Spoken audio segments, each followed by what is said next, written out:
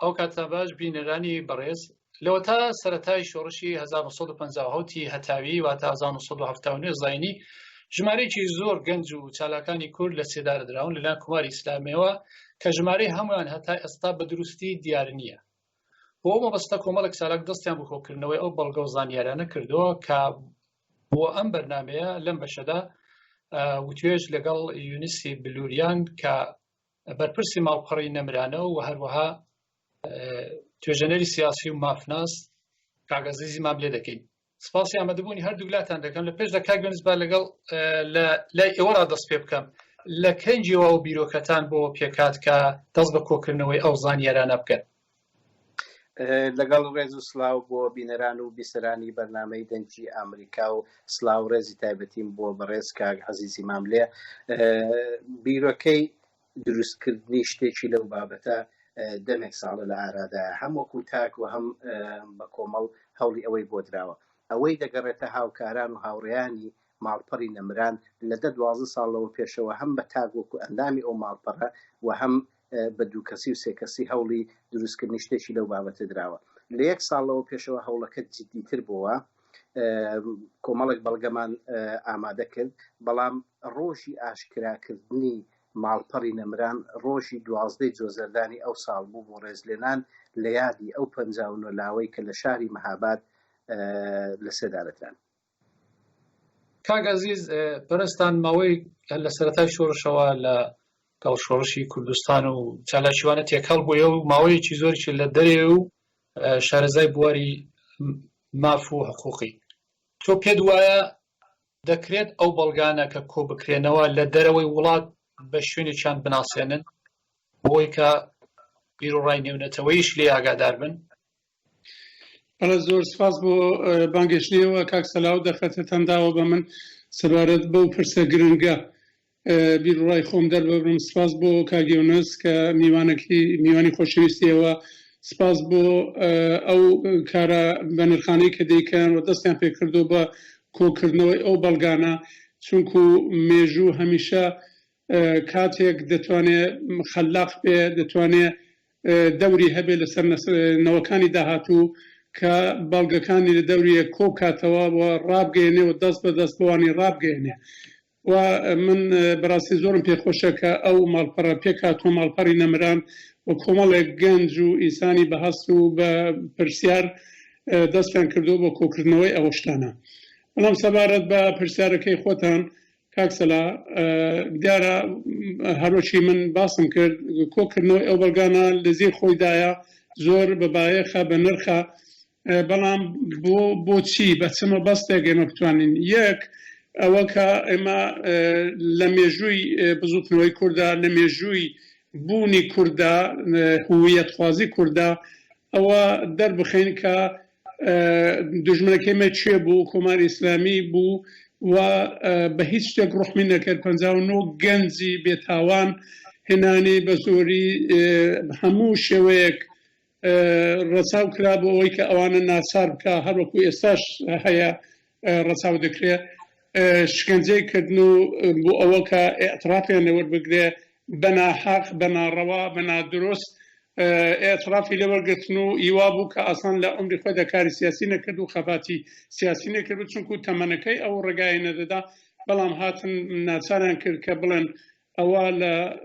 ڕابردوودا هاتۆ پاسداری کوشت و هیچ شتیوانە بوو.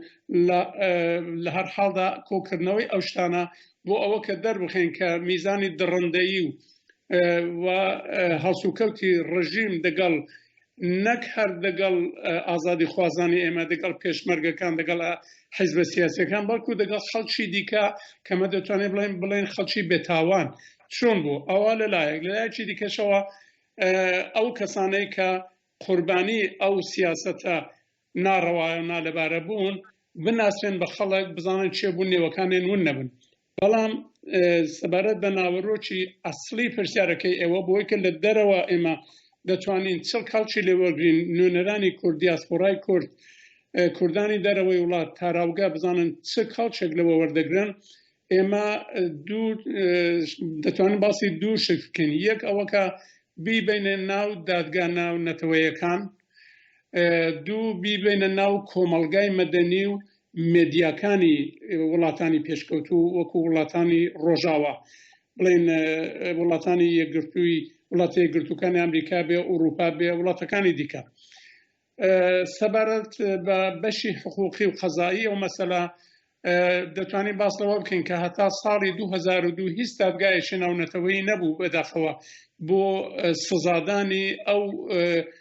جرم و بڵێن تاوانانەی کە لە ناو دەوڵەتەکاندا دێتە ئاراوە کۆمەڵگای ناونەتەوەیی وا دەوڵەتەکان هاتنە سەرەوە باوەڕە کە شتێکی ئەوتۆ پێویستە و ئەوە بۆشایەکەیە ئەو بۆشایە دەبێت پڕ بکرێتەوە و لە ساڵی 2002 ستاتویەک یان بڵێن پێڕەوێک لە ڕۆم کە بە نێوی پێڕەوی ڕۆم ناسراوە لە شاری ڕۆم لە ناو زۆربەی وڵاتانی پێشکەوتوی دنیاوە هاتە واژۆکردن بەڵام بەشێکی زۆر لە وڵاتەکانی دیکە خۆیان پاراست ئێستا من باسی دەکەم بۆچی مادەی پێنجی ئەو پێڕەوە باس لەوە دەکا کە دەسەڵاتی ئەو دادگای سزادانی ناونەتەوەیی بریتیە لە پێڕاگەیشتن لێکۆڵینەوە وە دادوەریکردن لەسەر یەک تاوانەکان دژ بە مرۆڤایەتی دوو تاوان دژ بە ژینۆسید واتە ژینۆسیدی خەڵکێک سێ تاوانی شەڕ و هەمووی ئەوانە خەڵکی کورد دەگرێتەوە دیارە ژینۆسید تاریفێکی تایبەتی هەیە ناکرێت ئێمە لەو چارچەوەیدا بیگوزێنین بەڵام جنایەت تاوان دژ بە بەشەریەت دژ بە مرۆڤایەتیەوە تاوانی شەڕ بێگومان لەو ماوەی تەمەنی کۆماری ئیسلامی لە کوردستان هاتۆ تاوراوە لەبەرەوە کە بزوتنەوەیەکی سەکتاری هەبوو بزنەوەیەکی ڕزگاری خوازی هەبوو پێشمەرگە هەبوو لایەنێک هەبوو دەوڵەت لایەنێکی دیکە هەبوو بنێوی کورد بەڵام ڕگام دێنە سەرەوەی بە وجیز تەنیا دەمەوێت بسمەوە لای کاگوێنستۆ خۆت ئاماژەت بە وڵاتی یەکگرتووەکانی ئەمریکا کرد لێرە ناوەندی بەڵگەکانی مافەکانی مرۆڤی ئێران کە بنکیان لە لەتی کەنەدیکەتە راپۆرتێکیان ئامادە کردووە دەمێک ساڵە تێدا هاتووە کە خەڵخاڵی ڕۆژێک دوای فەرمانی جیهادی خومینی دێتە پاوە لە ماوەی 13 کاتژمێراندا فەرمانی ئەدامی 9 کەس دەدات پرسیارەکەم لە کاگوێنسەوەیە ئایا ئێوە لەو ماوەیدا کە خەڵخاڵی ئەو گەنجانەی ئەدام کردووە ئێوە توانیتانە بەڵگە یا ژمارەی دروستی ئەوانە کۆبکەنەوە؟ بەڵێ کاگ سلاحجان ئێمە ڕاستەکەی ئامارەکەی ئەو چەند ڕۆژێک کە خاڵخاڵی دەنێردێتە کوردستان زۆر لەوە زیاترە ڕۆژی 28 گەلاوێژ خومینی فەرمانی هێرش بۆ سەر کوردستاندا هەر هەمان ڕۆژ لە 28 گەلاوێژی ساڵی 58 11 کەس لە پاوە لە سێدارە دەدرێن ڕۆژی 29 گەلاوێژ هەر لە شاری پاوە 7 کەسی تر لە سێدارە دەدرێن ڕۆژی 30 گەلاوێژ 9 کەسی تر هەر لە شاری پاوە لە سێدارە دەدرێن سێی خەرمانان ینی سێ ڕۆژ دواتر 9 کەسی دیکە لە مەریوان لە سێدارە دەدرێن کە چوار لەو کەسانە دوو بنەماڵن دویان ئیبنەماڵەی مستەفا سوڵتانی دوانی تریان بنەماڵەی پیرخزری پێنجی خەرمانان ینی 7 ڕۆژ دوای بڕیاری هێرشکردنە سەر کوردستان 11 کەسی دیکە لە سنە لە سێدارە دەدرێن شەشی خەرمانان 20 کەس لە شاری سەقز لە سێدارە دەدرێن ینی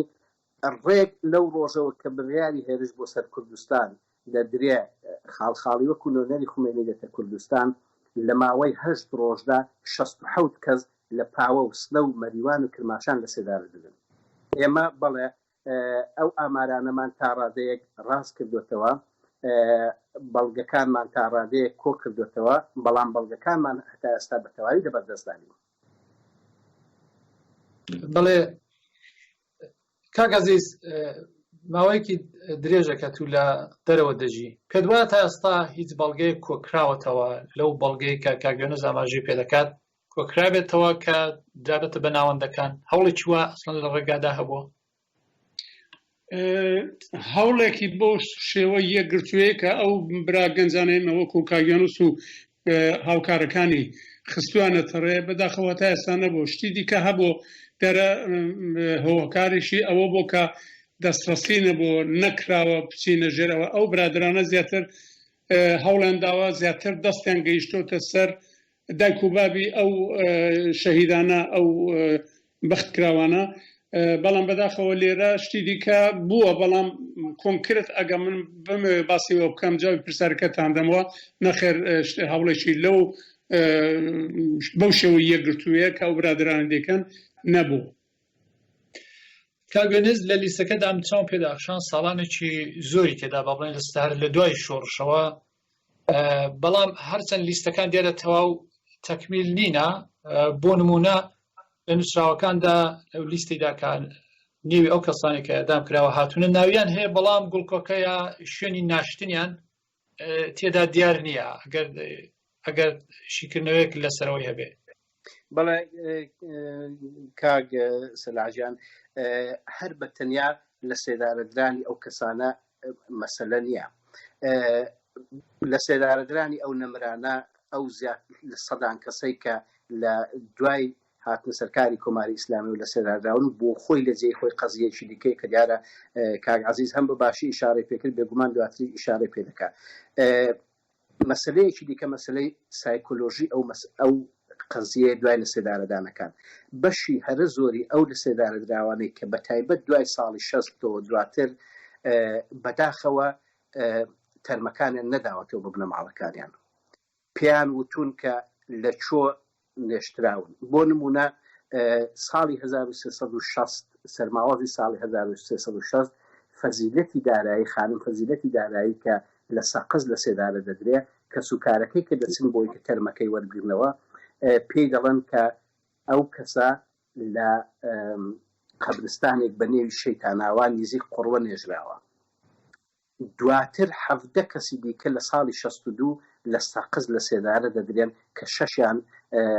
کچن و 11یان پیاون، پێیان دەڵێن کە ئەوانە لە ئەنەتابانی شاری قوڕوە نێژراون. بزانە ئەوان هەر بەس لە سێدارەدانی ئەو نەمرانەوە ڕانەوەستاون، بێڕێزیەکی یەکجار زۆریان بە تەرمی ئەو نەمرانەش کردووە. بە پێی هەر پێوەرێک تۆ حیسابی بکەی ئەگەر کەسێک لە سێدارە بدرێ بمرێ یا کوژرێ، حەقی خۆیەکی کە بنە ماڵەکەیان بە ڕێز و حرمەتەوە بەو شێوەی کە بۆ خۆیان بەوەیان پێوەتی بینێژن و مەراسمی بە خاکسپاردنی بۆ بگرن. بەڵام کۆماری ئیسلامی ئەو هەلەشی لەو خەڵکەستاندێتەوە، هیچ ئەو هەلەی لە خەڵکستاندێتەوە بەڕاستی خەڵکیشی یەکجار زۆر دایک و بابان خوشک و برایان ئێستاش نازانم مطمئن نین کە بەڕاستی کەسەکانیان لە سێدارە دراونیان ماون. بۆیە کارەساتەکە هەر بە لە سێدارەدانی ئەو نەمرانەوە ناوەستێ، کارەساتەکە کێشەی سیکۆلۆژی زیاتری بەدوادا بێتەوە. کاک عەزیز کە باسی بەڵگە دەکەن، ئێستا هەندێک ئاماژەی کاگەنز باوەی کرد کە لە چڕەوەی شێکداوەناوە کەسانی کە ئەدام کراون تەنانەت گۆڕەکانی ڕەنگە دیار نەبن. پرسیارەکە ئەوەیە لە دەرەوەی وڵات چ شتێک بە بەڵگە چاو لێ دەکردی؟ وەختێک دەڵێ کۆماری ئیسلامی ئەوەندە کەسەی ئەدام کردو، ئایا چ بەڵگەیەک پێویستە بۆی کە نیشان بدرێ ئەمە ڕووی داوە؟ بەڵێ دەزانی وڵاتانی پێشکەوتوی دنیاە زۆر باش دەزانن چ لە ناو ئێرانە تێپەڕ دەبێ. وەزعیەتی ڕێژیمی سیاسی و حقوقی و ئیداری لە ئێراندا چۆنە، دەزانن پلەی دیکتاتۆری و سەرکوتکردنی ئازادی لە ئێراندا لە تەواوی ئێراندا لە چ ڕادەیەکدایە. هەمووی ئەوانە دەسەلمێنێک کە لە دەرەوە لە مێدیا بێ، لە بڵێن ئۆئێنژەکان بێ، لە بڵێن لەلایەن دەوڵەتەکان بێ، لە دیپلۆماسی وڵاتانی ئەوروپایی و ئەمریکا گەیشتونە ئەو قەناعەتە کە کۆماری ئیسلامی زۆر بە وردی و شیاری هەموو کارێک دەکات بۆ کە هیچ بەڵگەیەک نەداتە دەستی کەس. ئەو هەموو تێرۆر و ئەو هەموو کوشتاری لە دەرەوە کردو هەتا ئێستا حەدی ئەقەلی بەڵگەی داوەتە دەرێ. ئەوەندە مەرموزانە شتەکەی بەڕێوە بردو کەوا بوو. ئەوە سەرەتایەکی زۆر باشە، ئەو کاری ئەو برادرانە هەڵسوکەوتی ئەو برادرانە تێکەوشانێکی زۆر باشە بۆی کە لە دەرەوە دەگەڵ سازمانهای حقوقی، سازمانهای مەدەنی و غەیری دەوڵەتی پەیوەندی بگیرێ و پێیان بڵێن کە لەو ماوەدا چۆن کوشتار کراوە و زۆر پێویستە بەڕاستی لە هەموو وەختێکی زیاتر پێویستە چونکو بەداخەوە ئەگەر ئەمە لە ڕێگای حقوقی دەوڵەتیەوە و دەوڵەتیەوە بمان هەوێ ناونەتەوەیە بمان هەوێ دەست بخێنە سەر ڕوو بخێنە سەر ئەو دادگانانەتەوەیانە شتێکیوامان بۆ ناچێتە پێشێ لەبەرەوەکە ئەو دادگای یەکێک لە مەرجەکانی ئەوەی کە ئێستا باسم کرد دادگای سزادانی ناونەتەوەیی دوو مەرجی هەیە یەکێکیان ئەوەیە کە تاوانەکە لە پاش 2002 هاتبێتە ئاراوە لە حاڵێکدا تەواوی بەشێکی زۆر پڕانی تاوانەکانی کۆماری ئیسلامی لە پێش 2002ەوە لە کوردستان و لە بەشەکانی دیکەی ئێرانی هاتوۆتە ئاراوە مەرجی دووەمیش ئەوەیە کە دەبێت دەوڵەتێک داوای بکە یعنی ئێمە ئەگەر بتوانین ئەو شتە بەرینە لای بڵێن ئەو دادگایە دەبێت دەوڵەتێک بۆمان داوا بکە و هەروەها ئەو دەوڵەتەش ئەو مەرجانە چێ دایناون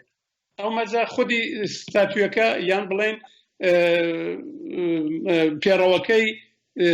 ڕۆم دایناوە بەداخەوە دادگای سزادانی گشتی ناونەتەوەی دایناوە یعنی دەوڵەتێک کە ئیمزای نەکردبێ ناتوانێت ئێران و تورکیە و عێراق و سووریە و هەموو وڵاتی دیکتاتۆرەکان رووسیە و چین و هیچیان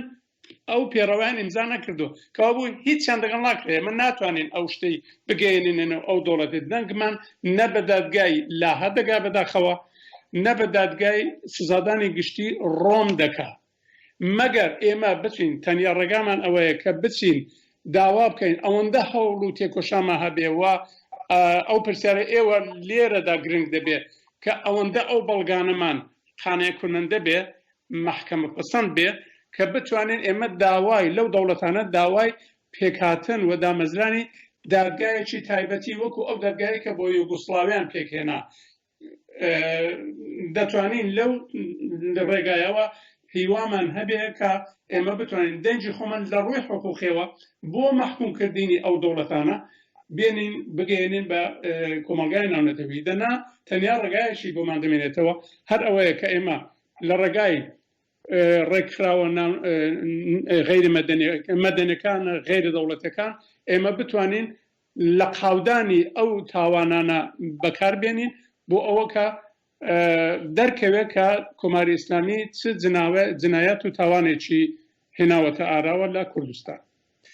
کاگەنز لەو توێژێکی کەبارەکە لەگەڵ کاگوریان ماملێ هەم بوو ئەو کتی بنەماڵەی کوژراوەکان لە نێوخۆی ئێران لە کوردستاندا دەتوانن وە دوای ئەو کەیسانە بکەون و ڕەنگە مەترسێکی زۆریشان توش نەبێ زۆرەکەی وەڵامیان نادنەوە ئەو جۆرەی کە کاگازیز بازە کاگە دەرەوە ئەوە بێ لە نێوخۆی وڵات هیچ ڕێگاک هەیە کە ئەو بنەماڵانە وە دوای کەیسی ئەو کوژراوانە بکەون ئێمە بە دوای ئاشکراکردنی کاری ماڵپەڕەکەمان پەیوەندیمان بە کۆمەڵێک لە بنەماڵەی ئەو لە سێدارە دراوانە لە ناوخۆی وڵاتەوە کرد ئەو مۆزوعی کە جەنابتان پرسیاری دەکەی ئەوە مۆزوعی بەشێک لە مۆزوعی قسە باسەکانی ئێمە بوو بەداخەوە بەشێک لەو بنەماڵانە کە توانایی ئەویان هەبووە کە دوای کەیسی نەمرەکانیان بکەون و دوای کەوتون بەڵام هەتا ئێستا بە هیچ نەتیجەیەک نەگەیشتون ئێستا کۆماری ئیسلامی فێڵێکی دیکەش دەکات مراجعە بە هەر مەرجەعێک دەکرێت حواڵە بە گەواڵە دەکرێت ئەوانەی کە بکەری ئەو کارە بوون ئەوانەی کە کەسانی ئەسڵی بەڕێوەبەری ئەو تاوانانە بوون ئەوانە خۆ دەدزنەوە کۆماری ئیسلامی بۆتە دوو بەشێکی توندڕەوەکان بەشێکی دیکەش بارحاڵ محافزەکارن ئەوانە تاوانەکان بەسەر یەکتردا دەدەن بۆیە ئەوانەی کە هەوڵیان داوە لە دوای ئەو کەسەکەون بەداخەوە تا ئێستا سەرکەوتوو نەبوون کاگەزیز بابینەوە سەر ئەو بابەتەی کە ئێستا ئاماژەت پێکرد لە دەروەی وڵات چۆن دەکرێت ئەم بەڵگانە بناسێ ڕاستیەوەی کە باسکردن یەکەم جارەوە خۆ بیبیسم ڕەنگە بۆ بینەرانی جێگای پرسیار بێ پاشە لەو نەخشی نەتەوە یەکگرتووەکان نەخشی مافەکانی مرۆڤ ڕێکخراوەکانی مرۆڤ لەو نێوەدا چییە بە تایبەت بۆ ئەو میلەت و نەتەوانەی کە لەو وڵاتانەدا دەژین کە مافەکانیان ناپارێزرێ وەک ئێران وەک سووریا وەک تورکیا وڵاوە پرسیارێکی زۆر بەجێیە کاک سەلاحجان بەداخەوە بەڵام هیچ ڕێکارێک نێبوو ئەوە کە بتوانێت ئەو خەڵکە زۆر لێکراوانە بتوانن دەنجی خۆیان بە ڕێکخراوە ناونەتەوەیەکان بگەێنن. دیارە ئەو دوو دادگای هەرچی باسمان کرد ڕێکخراوی نەتەوەی گرتوەکان پێچیان هێناوە و ئەنجومەنی ئاسایشش بخۆی یەکێک لەو ئۆرگانانەیە کە دەتوانێت داوا بکە. ئەگەر ڕۆژێک ئەنجومەنی ئاسایش بێتە، یعنی ئێمە ئەوەندە توانا و دەسەڵاتمان هەبێ کە لە ئەنجومەنی ئاسایشدا ئەو کارایەمان هەبێ ڕازی بکەین کە داوا بکە وەکو یەکێک کە بە شێوەی قانونی دەتوانێت داوای بڵێن پێداچوونەوە بەو شتە بکە ڕاستیدەگی بکە، ئەوە شانسێکی زۆر گەورەیە، بەڵام زۆر زەحمەتی دەبینم ئەمنەوە و لە پاشان دیسانەکە بۆ ئیجرای شتەکە بۆ هێنانە پێش میزی محاکەمە ئەو دەوڵەتانە هیچیان واژۆیان نەکردو، هیچ کارێک ناکرێنی بەداخەوە. تەنیا ڕێگایە کە دەمێتەوە هەر کۆمەلگای مەدەنێ ئێمە دەبێ تەواوی ئەو بەڵگانە بدەین. ئەگەر بۆمان بکرێت دادگایەکی ناونەتەوەیی بڵێن مەدەنی دروستکەی وەکو ئەوەی کە ساڵ و نیەک لەوە پێشتر لە پاریس بۆ مەسەلەی کورد هاتە ئاراوە و حکمێکی زۆر باشەندا. یەکێک لە قازەکان قازی دیوانی عالی فەڕەنسەی بوو کە بە خۆی ڕئیسی ئەو محکەمە بوو و حکمێکی زۆر باشەندا تورکیان محکوم کرد.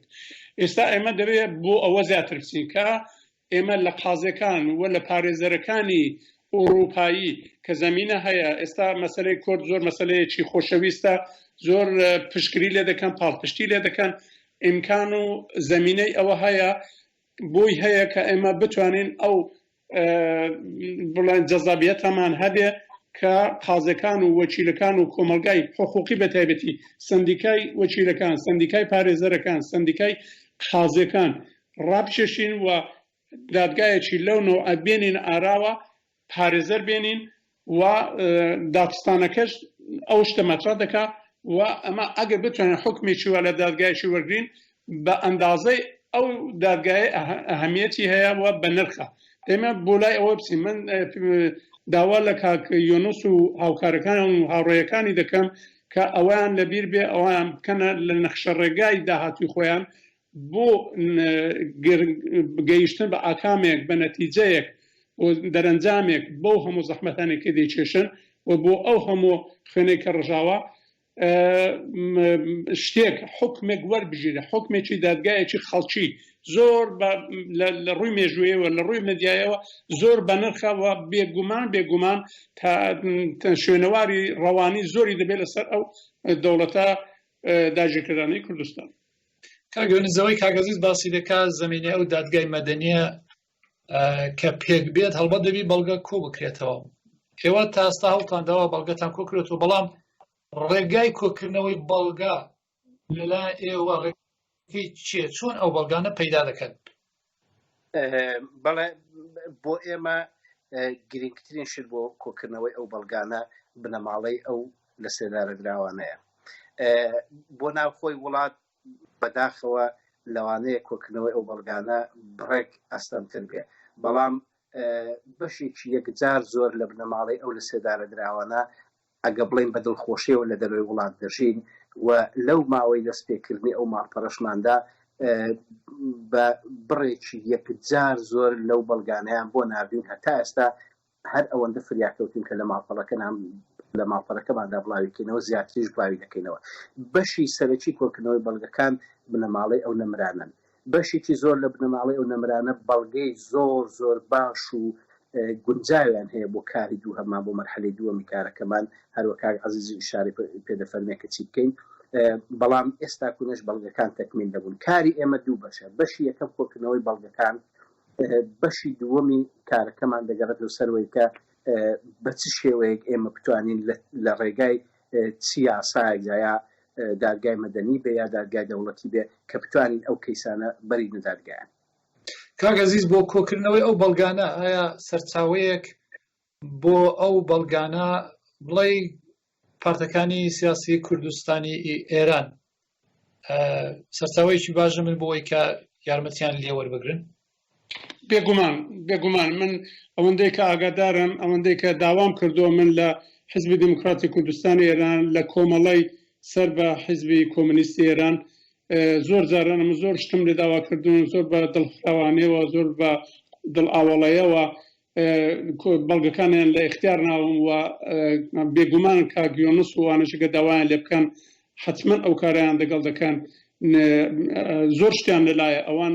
ئارشیویان هەیە ئارشیوەکانیان کۆ کردوێتەوە و تا ڕادەیەکی زۆر پاراستویانە و بێگومان کاک یۆنس و هاوڕێکانی دەتوانن کاڵکوڕگرن لەو ئارشیوانە. کاک یۆنس لیستەکەی ئێوە زۆر دەتوانم بەڵام بەوردی دەستان پێ کردو هەرچەند دیارە تاوانەبووە هێندێک شوێن هەیە کە بەتاڵە بەڵام بۆی کە بینەرانی ژاگادار بن کە چاو بە لیستەکەدا دەخشێنی دیارە کە زیاتر پیا و کوڕن ئێدام کراون تا خانم دەکرێت بڵێ چ ژمارەیەک لەو لیستەی کە تا ئێستایەوە کۆتان کردوتەوە خانمیشی تێدا دەرە کچی وای تێدا زۆر گەنجە 17-18 ساڵ. کاک سەلاحجان تەمەنی ئەوانەی کە لە سێدارە دراون لە بینی 15 ساڵ تا 30 ساڵە بەشی هەرە زۆریان بەڵام ڕێژەی ئەو خوشکانەی کە لە سێدارە دراون لە پیاوەکان کەمترن تا ئەوەندەی کە ئێمە کۆمان کردوتەوە تقریبا 9% ڕێژەی ئەوانەی کە تا ئێستانیەوەکانمان کۆکردوونەوە کچوژنن باقیەکان کوڕ و پیاون. کاگازی تۆش خۆ لە بنەماڵی قوربانەکانی لەگەڵ کاک وریا کە قسەم دەکرد پارەکە دەیکوت بۆ نمونە 59 لای مەهاباتی زۆر ناسراوە کە ئەوانە ئێدام کراون و با بڵێن تەرمەکانیان بەشێکی یا هەمویان برن تا گۆرستانێک لا تەورێزێ. ئەو ئاماژەی بۆی کرد کە لیستێکی دیکەش ئازادوتە دەرە 30 و چەند کەسا کە پێش ئەوەی 59 لاو ئێدام بکرێن و دوای ویشتەنانەت هەنا تۆ پێت وایە لەو بارەوە نەزەرت چێ؟ پێت وایە ژمارەیەکی زۆرتر لەوە هەیە لە گۆڕەدایە کە ئێستا خەڵک نەیزانیوە؟ سێ فەقەرە بۆ کاک سەلا سێ فەقەرە ئێدامی بە گشتی بۆ بە کۆمەڵ بۆ بردووان ئێدامێ کردو ئەو برایمە نەجاتی ماملێ یا عەبدوڕحیمی ماملێ کە یەکێک لەوانە بوو لە 31 کەس بوو ئەگەر لە بیرم بێ کاک سەلا کاک یۆنس لەوانەیە بۆ مستاح بکە ئەگەر وانە بێ لە تەورێز بردووان لە تەورێز و لەوێ هندێک شتیشان بەدەست هێناوەتەوە یعنی بەختەوەرانە هندێک بەڵگە و زانیاریان هەیە لەسەرەوەی کە لەوێ ناشراون بەڵام ئەو سێ فەقەرەیە تعدادی ڕسمەکەیان ئەو جوورەیە کە ئەو ماڵپەڕە باسی دەکەوانە کۆنکرێت کۆکراوەتەوە دیارە یعنی بەڕوونی دیارە کە چەند کەسن. کاک یۆنس وەچی دیارە پێشتریش خۆشەدا باست کرد بەشێکی زۆری ئەوانە دیارە گەنجن لە تەمەنێکی با بڵێن نێوان 18 تا 24-25 ئەوەندەیە من چاوم لێ کرد دیارە خۆشت ئاگاداری ئەگەر سەرنجت دابێتێ بەشێکی زۆری ئەوانە دەتوانم بڵام 100 و چەند کەسێک لە ماوەی چەند ڕۆژی کورت داوە لەو دەمەوە ساڵی 82 ئەوانە ترۆرکراونەکە یان ئێدام کراون ئەگەر شیکردنەوەیەک لەسەرەوەی بدەیت چۆنە لەو ماوەی کورتەدا ئەو هەموو کەسا ئێدام کراون چۆنیەتی ینی هۆکاری ئەوەی کە بۆ لەو ماوە کورتەدا ئەو هەموو خەڵکە لە سێدارە دراون ئەو تەنیا کۆماری ئیسلامی دەتوانێت بیداتەوە بەڵام ئەگەر من بم هەیە شتێک لەسەرەوە بڵم یا ئێمەمانە بمان هەیە شتێک لەسەر ئەو بابەتە بڵێن کە بۆچی ئەویان کرد دەگەڕێتەوە سەر ئەوەی کە خەباتی چەکداری حیزبەکانی ڕۆژهەڵاتی کوردستان یەکگرتووی خەڵکی کوردستان لەو کاتانەدا بە ڕێژەیەکی یەکجار زۆر زیاتر پەرەیستان و ترس و خۆف و وەحشەتێکی زۆری لە نێودڵی کۆماری ئیسلامیدا دروست کرد بۆیە ئەوان ئاوە بە لێشا و دەستیان کرد لە سێدارەدانی بە کۆمەڵی خەڵک بۆ چاوترسیان کردنی شۆڕشی خەڵکی کوردستان بوو دەنا هیچ هۆکارێکی دیکەی نەبووە. کاگازیسیز بەرچاوڕوونێکەیە کە هەوڵێک بدرێت وەک ئەوەی کە ماڵپەڕی نەمران دەستی پێکردەوە بەڵگانە زیاتر کۆ بکرێتەوە لە شوێنێک لە جێگایەک نیشان بدرێت لە جێگای کەشکەش بکە هەرچەند تا ڕادەیەک ئاماژەت بە پێکهێنانی دادگای مەدەنی کرد.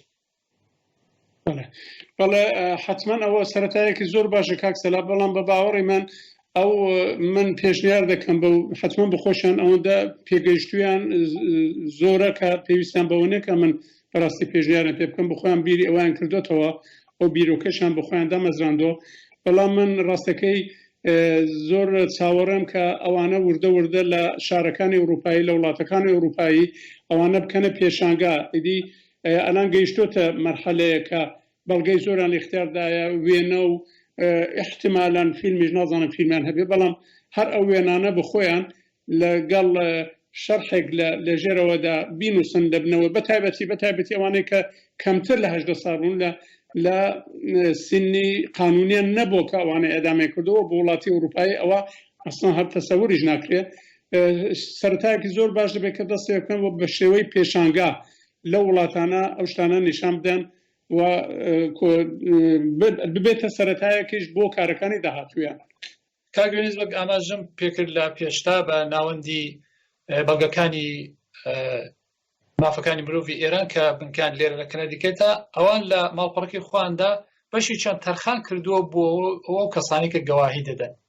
ئایا ئێوە لە نەزەرتاندایە لە بەرنامەتاندایە کە ئەو بنەماڵانەی کەسی قوربانیان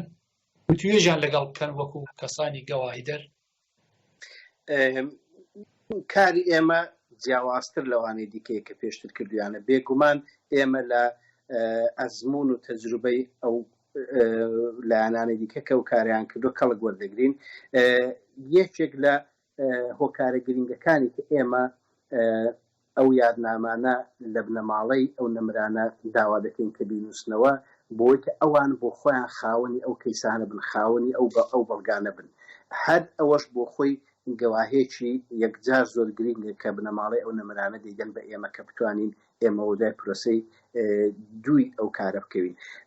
کاک سلاح ئەگەر ئیسم بدەین لەسەر پێشنارەکەی کاک عەزیز، بەڕاستی پێشناری کاک عەزیز زۆر بە هێند وەردەگرین،